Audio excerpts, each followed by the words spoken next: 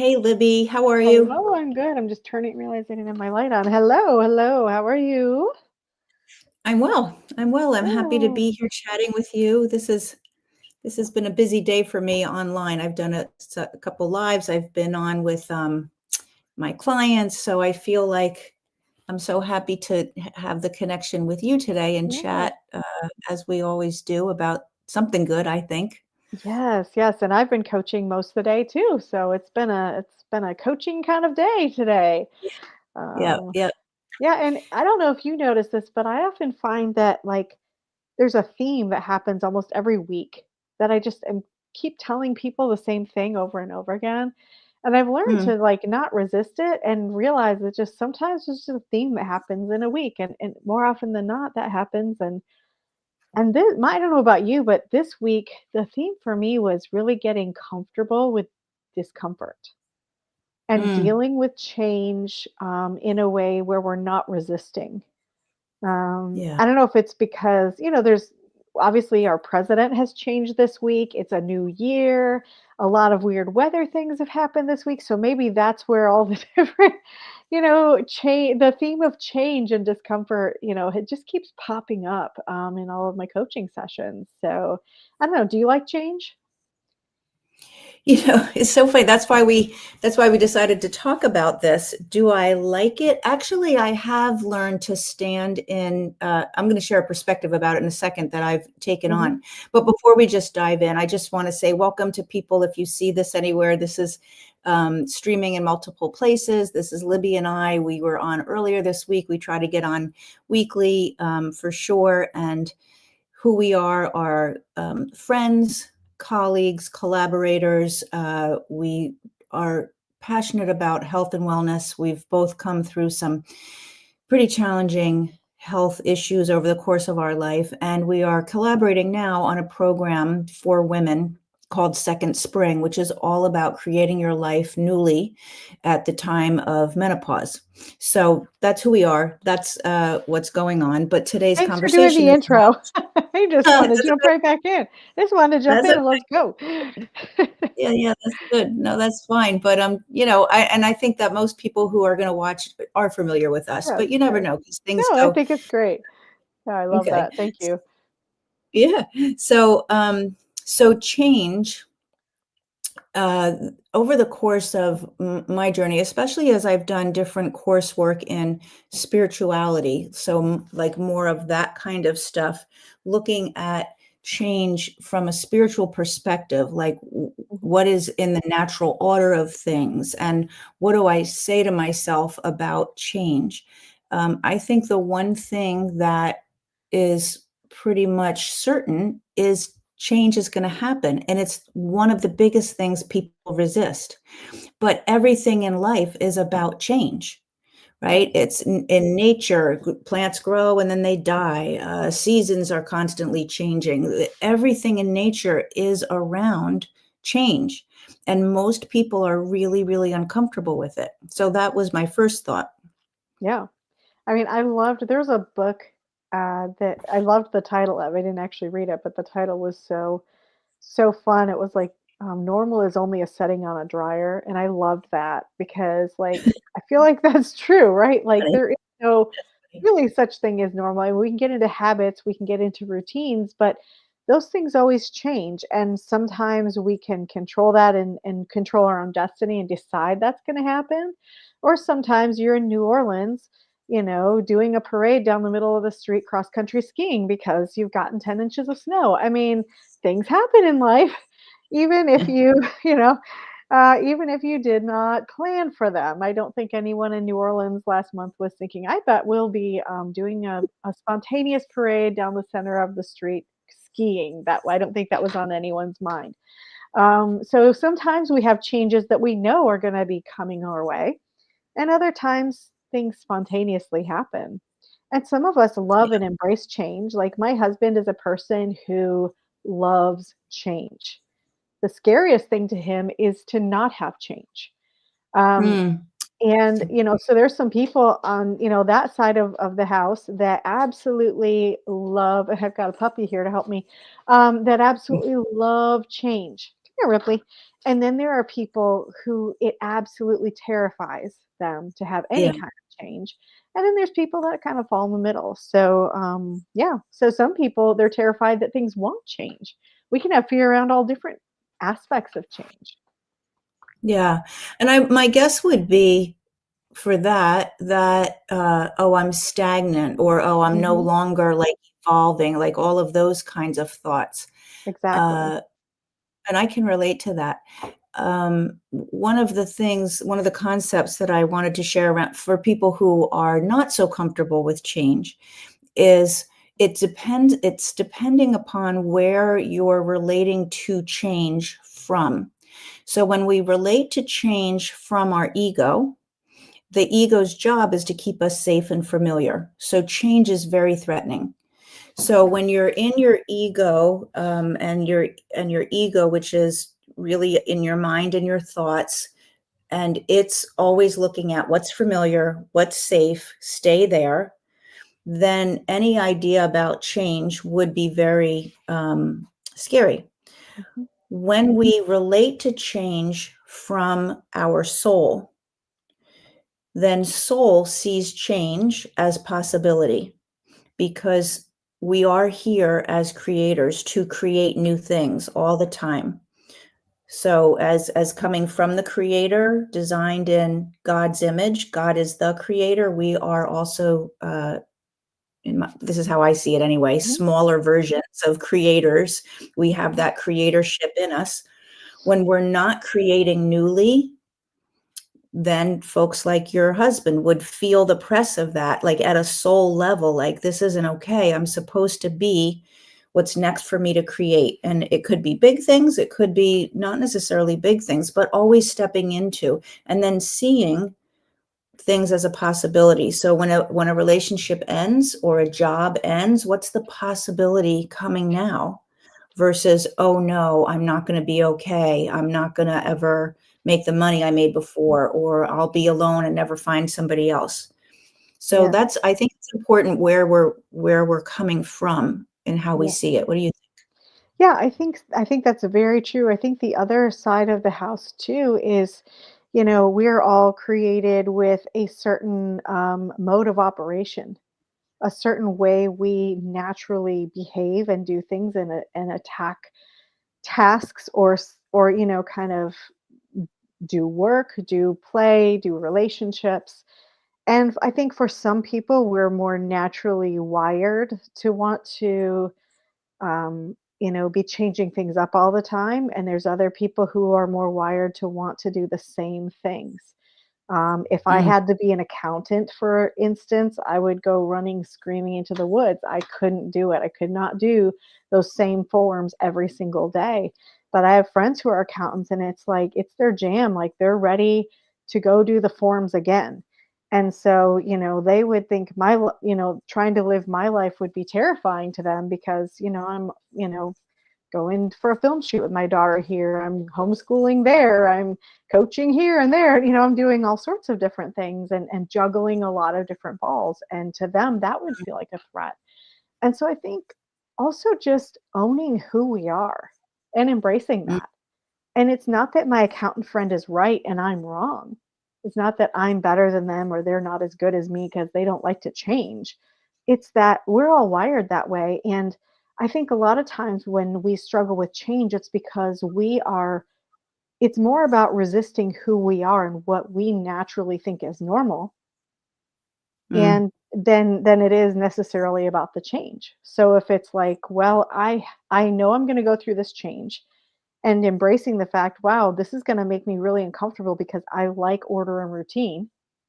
Okay, just embrace that because then you're not also fighting against who you are. Well, I should be a person who likes change. I should right. be someone who, embraces all the possibilities and blah blah. Maybe you're just not wired that way. Maybe Hmm. you're one of those people who loves doing the forms. If you love doing the forms, that's awesome. I need you. I need you in my life because I'm not going to do the forms. And so like just embracing that, maybe certain kinds of changes are going to be harder for you and that's okay as long as you embrace that that's who you are and love that about yourself. I've got 4 kids, and I have 2 that really hate change, and one that really loves change, and one that's kind of, goes with the flow with whatever, change or no change, he doesn't care. And so Mhm. it's interesting watching them as they've grown into adulthood, how differently they will attack the exact same problem in a family, or, the Mm, exact same task. And there's no right or wrong. It's just, it's not a moral situation. It's literally just, how do you go in and do that? And I think oftentimes what I've realized is that a lot of the discomfort we feel and a lot of the frustration and the fighting or the fear that we feel is not necessarily so much about whatever the event is or what the change is, but it's much more about how we think we should do it, what we think mhm, the correct way to do it should be. And if we're not doing it that way, then we're somehow wrong or bad or judging ourselves. Do you know what I'm getting at? mhm. Yeah, yeah, yeah. And also, I think a piece that might be in there is, will I be okay? Will I get to the other side? Yes, for sure. So, like that uncertainty is going to provide an element of fear too. Yes, yes. Unless you love uncertainty. I've got one of those in my life. The more uncertain, the better. And in that situation, they're going to be the ones doing the cliff diving, right? And that's okay because they live for that. They live for the excitement. And that's okay I too. bet though, I bet whomever you're talking about probably has a good amount of certainty about themselves. So Yes. they may be uncertain about the thing, but they Uh-huh. stand in, I know I'll be okay, even though I never did cliff diving before. Yeah. I know I'll be okay, right? So that's where the certainty comes in, is Yes. certainty around self. Yes. They know themselves well enough to know they're going to be just fine. They're just going to go do Yeah. that thing. And so I think really the themes I've seen this week is, number 1, there's lots of change going on in the world right now, Mm, and people feel levels of discomfort around that. Sometimes it's just around the fact that they like routine and order and sameness, and sometimes it's that they're fighting against who they are as a person, or they don't like the change. They don't like what's going on right now.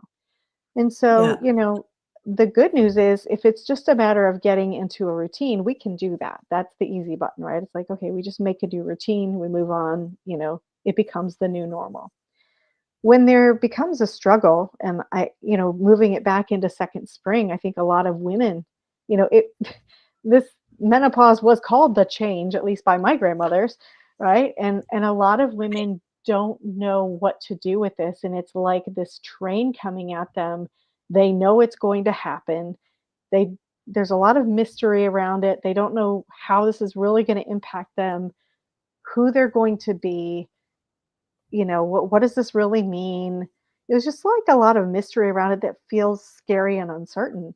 And I think, it's not so much that we can't get into new routines or new ways of being around ourselves, but oftentimes when we're fighting against, oh, this is happening, whether I like it or not, and resisting, that's when we get Mm, into a lot of the struggle and the stress around changes that are happening that maybe we don't have control over. Or maybe we said yes to the changes and now we're like, oh man, what was I thinking?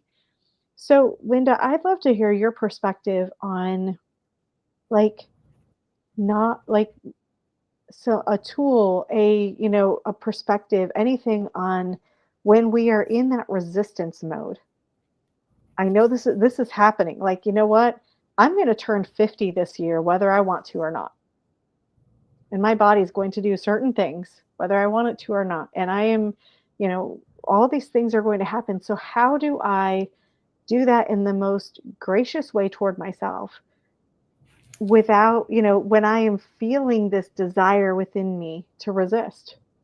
I don't want to be mm, 50. I don't want to change. I don't want to go through menopause, or I don't want to go through whatever fill in the blank changes. mhm. Well, I think that resistance that you're speaking of, what came to my mind is really the resistance to anything is you're fighting reality, right? Your reality is this, whether it's a change in something or whatever. And your expectation or your desire is, I don't want that to happen. whenever we go up against what's actually happening, thinking that it should be a different way, like why does my body have to change, or why does you know, life go through these ebbs and flows? Why did this happen? That's where the suffering comes in. So it's in that resistance, right? So as soon as you feel that, and there's some things to notice, you can notice what's going on in your body. So if somebody says, oh, big 50 coming up, I just turned 60. So I actually was thinking, boy, I wish I could remember my 50th. But you know, if somebody says that and you feel like, you go, oh yeah, but you feel your body tighten, or you feel like a little bit of upset maybe in your chest or something. So you can be tuned into what is your body telling you, and then what are you thinking about it. That those are opportunities to say, let me lean out and let me step into acceptance and just see what's there. Let me, sometimes I do this with my clients. We practice like a gripping exercise where we like squeeze, and we notice when we're squeezing, you can't even feel your fingers, and it's so like, this is how it is. And then when we go to like, oh, open our fingers, it's like they're a little stiff, and then you got to kind of wave them around, but actually letting go. So kind of doing the mental and emotional version of that, like leaning out and letting go, just to see what could show up, what's possible. And just, I always remind myself, whenever I fight reality, I'm going to lose. So do I want to keep putting myself in a place of losing? Like, do I Mhm. want to be a loser in my life because I keep putting myself in a place of losing? And that's a pretty impactful thought for me. Yes, Like, no, I don't. absolutely. Yeah, I don't want to do that to myself. And I Right. think, and I think there are some of us who are just very diehard, like it should be this way or it should be that way, and it's not. And it's unfair. I have a couple also people in my family who shall remain nameless, who are right fighters. They see truth, justice, and the American way. Like there is one way it should be, and they get very frustrated, annoyed, upset, discouraged, angry when it's not right. When it's not Mhm. right. So what do we do when we are naturally wired to want it to be right, and in reality, it's not right? Something that happened to us is not right, or a situation going on is not right. Yet we don't have control over the situation. What do we have control of? How do we move that needle and help ourselves? What we have control over is our own thoughts, feelings, and choices. That's bottom line, actually. I've learned the hard way, is really all I have control over. And you might think, or somebody hearing that might think, well, I don't have control over my thoughts or my emotions. They just come over me, or they hit. And I get that. But you do have control over how long you're willing to stay in them. You do have control over, whether you set up camp in those emotions, whether you choose to keep feeding those thoughts. That is all in your control. And in life, whatever's going to be happening, that's the only thing we have control over. So that, like, just recognizing that, because when I'm going, that shouldn't have happened, it's not right. I'm putting my focus and my energy out there on the thing. Mhm. When I can pull my focus and my energy back here. So how do I want to respond to that? Is there something, what do I need to do in this moment right now? What action is there for me to take, if anything? Maybe it's just to let something go. But when we sit in the judgment or the blame or the expectation or the out there, we've lost control of here, and we've lost the ability to manage that because we're going out there. Yeah, that's great advice. I love that.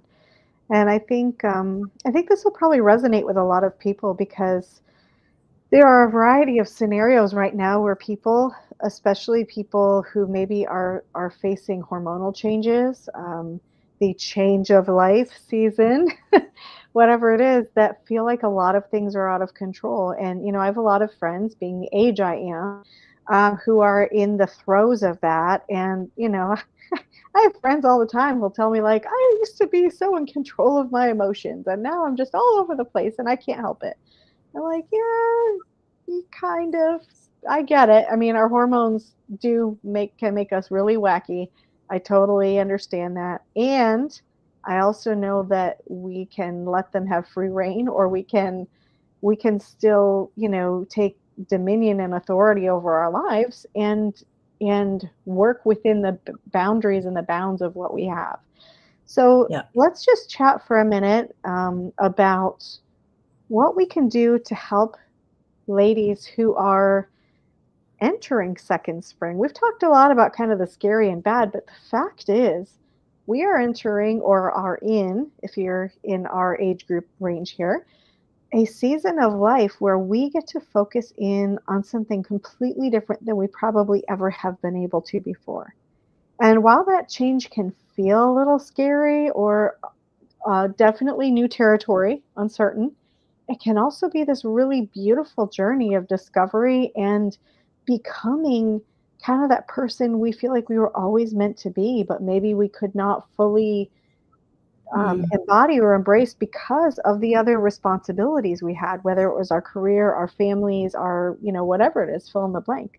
And we're in a different moment in life. And, I've often thought, I don't have to always, as we talked about earlier this week, we don't always have to go, go, go, go, go and do, do, do. We can sit back, use wisdom, and work smarter, not harder, because we have that wisdom and experience.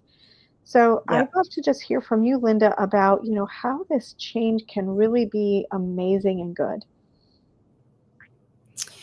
Well, I guess just stacking on what you said, but if I finally have the time and the space to shift my attention from nurturing other people, supporting other people, making sure their lives are running well, making sure they have everything that they need, constantly providing. And now I have the time and space open because those people have grown.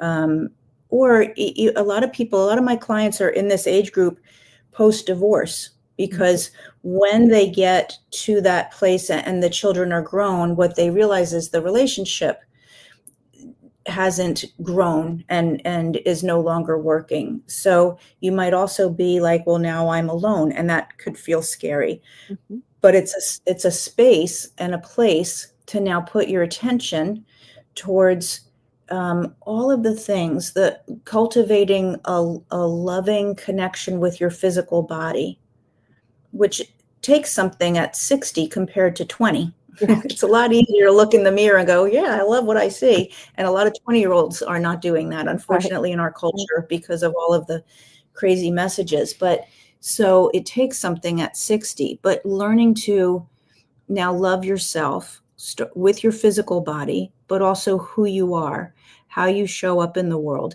like being love for yourself and being love in the world rather than doing all of the things for everybody else.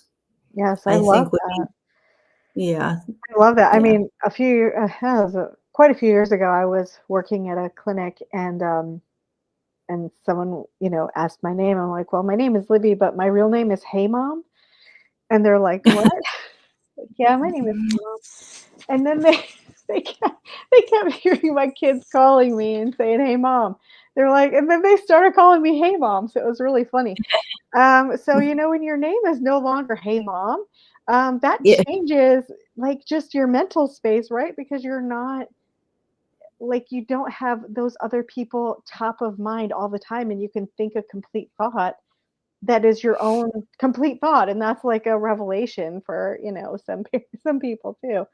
So really, yep, embracing that, wow, this is a cool, cool time of life where we get to like explore and try new things and become something new, and that's so beautiful.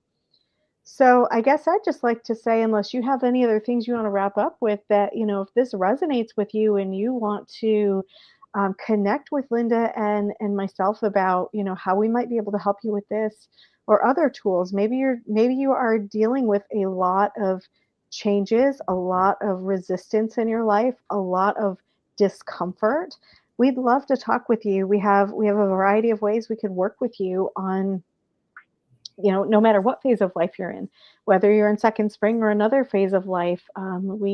We love to offer this free call where we sit and chat and talk about what's working in your life, what's maybe not working so well, and what a future life could look like that might be a little bit different. And we'd love to offer that to you if that's something that resonates. And I think Linda's putting the link in the chat. I think that's what I see her doing. I did. Yep. Great. I just put the link in there, and it's a complimentary conversation. It's just really a conversation about you. And I think one thought I would leave you with is, what would your future self, a year from today, 5 years from today, what would that person say to you now based on how you decide to move through your life? Am I going to keep going the way I'm going?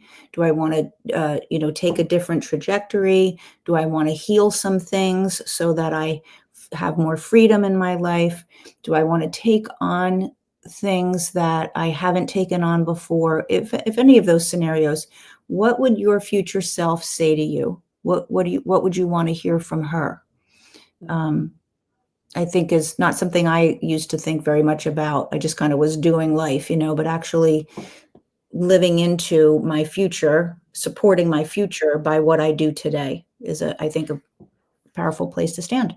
Absolutely. And, I think just want to encourage anyone who is feeling that moment of discomfort because there's change happening in your life.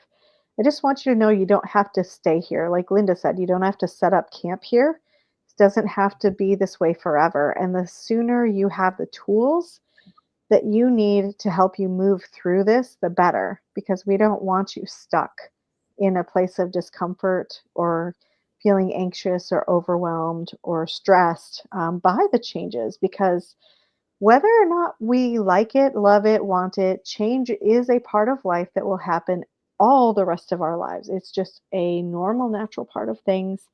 And the sooner we have tools to be able to move through it and even, dare I say, enjoy it, at least sometimes, it can be, it'll be so much better when there's just no resistance there and you can embrace that journey. So don't suffer in silence on that. All right. Well, thank you, everyone.